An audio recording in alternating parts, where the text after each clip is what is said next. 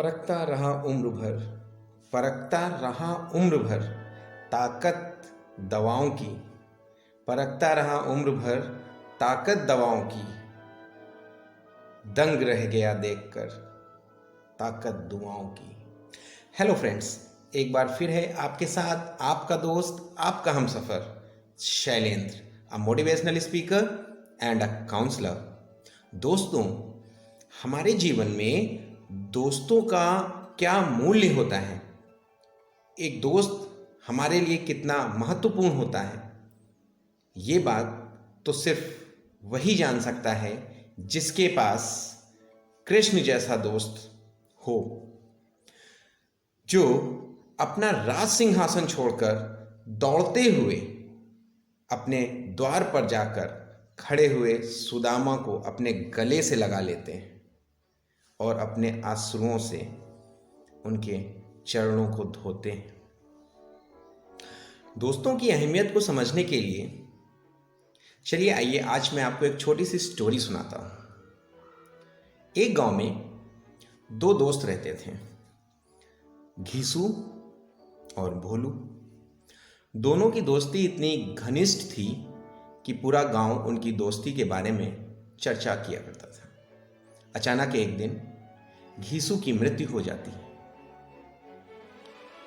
घीसू की मृत्यु के बाद जब उसकी वसीयत खोली जाती है तो गांव की चौपाल में बैठे हुए सभी गांव के लोग उसकी वसीयत को देखकर बहुत ही आश्चर्यचकित होते हैं।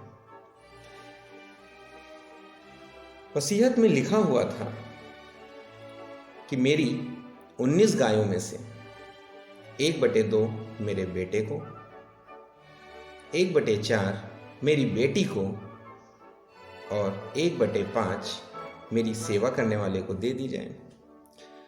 अब 19 गायों का 1/2 तो 9.5 होता है, तो कैसे बंटवारा हो? गांव के सभी लोग बहुत ही आश्चर्यचकित भी थे, परेशान भी थे।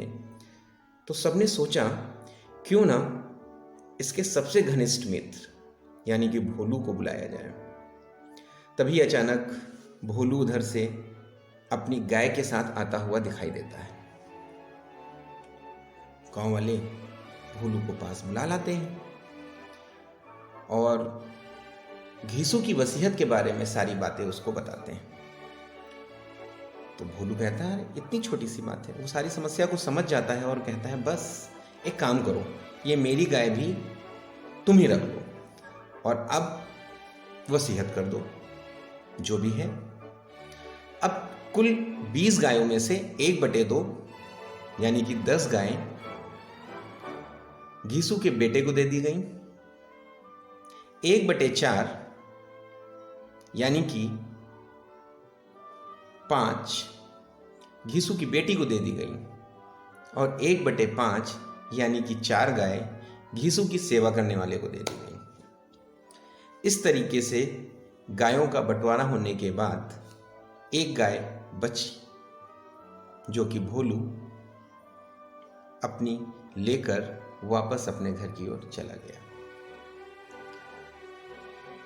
भोलू की इस कुशल तर्कपूर्ण जजमेंट को देखकर गांव वाले सभी दंग रह गए। तो कहते हैं ना, वो एक कहावत आपने सुनी है, दोस्त वैसा हो जो जिंदगी के साथ भी काम आए और जिंदगी के बाद भी काम आए। आपके कर्म ही आपकी पहचान है, आपके कर्म ही आपकी पहचान है, वरना एक ही नाम के हजारों इंसान हैं। इन्हीं खूबसूरत शब्दों के साथ मैं आपका दोस्त, आपका हमसफर शैलेंद्र आपसे इजाज़त लेता हूँ। जय हिंद, जय भारत। अगर हमारी ये छोटी सी कहानी आपको अच्छी लगी हो तो ज़्यादा से ज़्यादा अपने दोस्तों को शेयर करें। Thank you.